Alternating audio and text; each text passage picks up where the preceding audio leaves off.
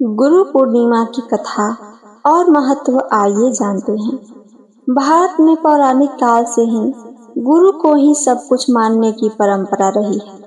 लेकिन क्या आप जानते हैं कि गुरु पूर्णिमा क्यों मनाई जाती है? एक तरफ पूरी दुनिया में इंसान के व्यक्तित्व को निखारने के लिए शिक्षा को प्राथमिकता दी गई है, लेकिन वहीं भारत में शिक्षा को उससे भी लाख गुना ज्यादा प्राथमिकता दी गई है। शिक्षक यानी टीचर्स को बहुत पुरानी कहावत है कि गुरु ही अपने शिष्य को सही राह दिखाता है। गुरु को साक्षी मानकर गुरु पूर्णिमा का पर्व मनाया जाता है। गुरु पूर्णिमा कब मनाई जाती है, आइए आगे ये जानते हैं। भारत देश में गुरु पूर्णिमा का त्योहार वर्ष में एक बार मनाया जाता है। गुरु पूर्णिमा का त्योहार पूर्णतः महर्षि वेद व्यास को समर्पित है। गुरु पूर्णिमा का त्योहार हिंदी कैलेंडर के आषाढ़ शुक्ल पक्ष की पूर्णिमा के दिन मनाया जाता है। गुरु पूर्णिमा क्यों मनाई जाती है? भारत में पौराणिक काल से ही गुरु को ईश्वर के समान माना जाता है।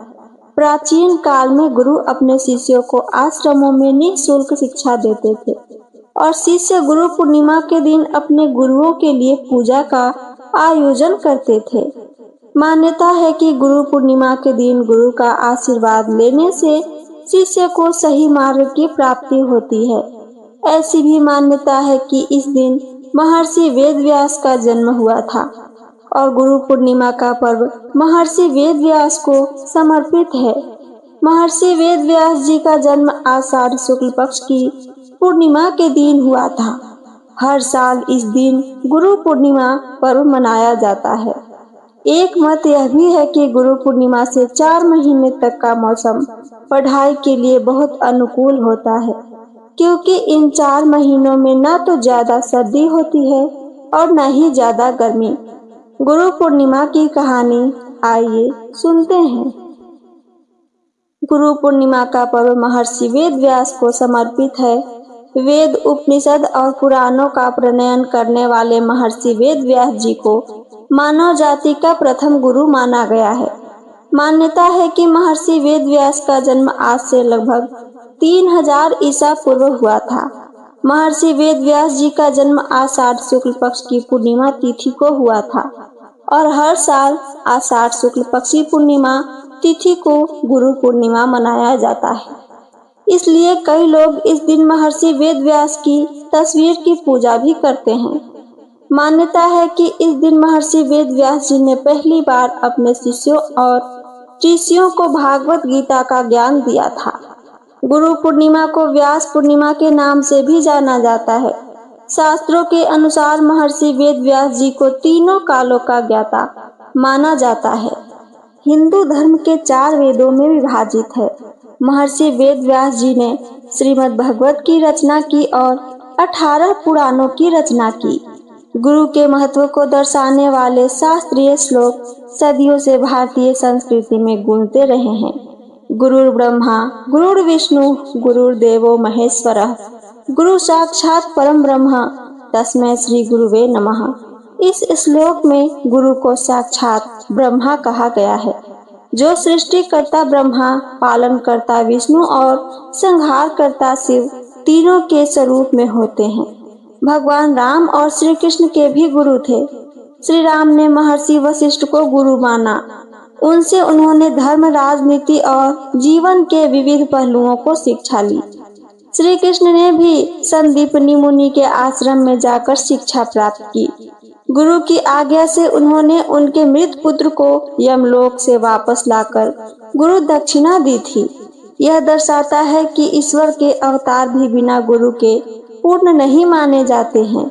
आधुनिक युग में गुरु का स्वरूप आइए आगे ये जानते हैं। आज के समय में गुरु का स्वरूप बदल गया है। अब वह कक्षा में पढ़ाने वाला शिक्षक हो सकता है, माता पिता हो सकते हैं, कोई संत, जीवन गुरु या फिर कोई ऐसा व्यक्ति जो सही समय पर हमें सही मार्ग दिखा दे। डिजिटल युग में भी अगर कोई हमें सही विचारों और ज्ञान से मार्गदर्शन दे रहा है तो वह भी एक गुरु की भूमिका निभा रहा है। गुरु पूर्णिमा का महत्व। भारत की संस्कृति में गुरु का महत्व प्राचीन काल से ही रहा है। गुरु और शिष्य की अनेक कथाएं भी प्रचलित है। भारत में गुरु और शिष्य के बीच एक पवित्र अनोखा रिश्ता माना जाता है। गुरु के प्रति आदर, सम्मान और कृतज्ञता प्रकट करने के लिए ही गुरु पूर्णिमा का पर्व मनाया जाता है। भारत में आदिकाल से ही गुरु को देवता माना गया है और ब्रह्मा, विष्णु और महेश के रूप में उनकी पूजा की जाती है।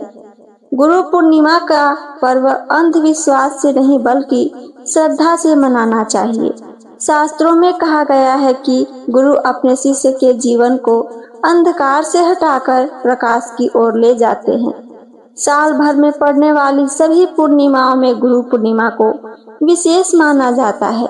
कहा जाता है कि गुरु पूर्णिमा का पुण्य कमाने से साल भर में पड़ने वाली सभी पूर्णिमाओं का पुण्य मिल जाता है। गुरु पूर्णिमा का त्योहार कैसे मनाया जाता है? प्राचीन काल में गुरु अपने आश्रमों में शिष्यों को निःशुल्क शिक्षा देते थे तथा सभी शिष्य मिलकर अपने गुरुओं के लिए पूजा का आयोजन करते थे। गुरु पूर्णिमा का पर्व अलग अलग तरीकों से मनाया जाता है। आमतौर पर लोग इस दिन अपने गुरु की पूजा करते हैं, उन्हें उपहार देते हैं तथा उनके चरण छूकर गुरु का आशीर्वाद प्राप्त करते हैं। बहुत से लोग जिनके गुरु का निधन हो गया है वो अपने गुरु के चरण वंदन करते हैं। कुछ लोग गुरु पूर्णिमा का पर्व मुहूर्त में मनाते हैं। प्रातः काल जल्दी उठकर दैनिक क्रियाओं से निवृत्त होकर स्नान करें। स्नान करने के बाद भगवान विष्णु, शंकर तथा बृहस्पति का पूजन करने के पश्चात व्यास जी का पूजन करें। इस दिन सफेद या पीले वस्त्र धारण करके अपने गुरु का चित्र उत्तर दिशा में रखा जाता है। गुरु के चित्र का माल्यार्पण कर भोग लगाकर आरती व पूजन किया जाता है तथा उसके बाद गुरु के चरण स्पर्श कर उनका आशीर्वाद प्राप्त किया जाता है। गुरु पूर्णिमा केवल उत्सव नहीं, एक आध्यात्मिक यात्रा का आरंभ है। यह दिन हमें स्मरण कराता है कि जीवन में ज्ञान, अनुशासन और विवेक का दीप जलाना है और वह केवल एक सच्चे गुरु की कृपा से ही संभव हो सकती है। गुरु की महिमा अनंत है। यदि हजारों जन्मों में किया हुआ पुण्य है तभी सच्चे गुरु का हमें सानिध्य मिलता है। तो ये थी मेरी आज की जानकारी। मेरी जानकारी आप सबको पसंद आई हो तो चैनल को सब्सक्राइब करके वीडियो को लाइक करना ना भूलें। साथ साथ अपना एक प्यारा सा कमेंट करके हमें जरूर बताइए। सुनने के लिए धन्यवाद। हर हर महादेव।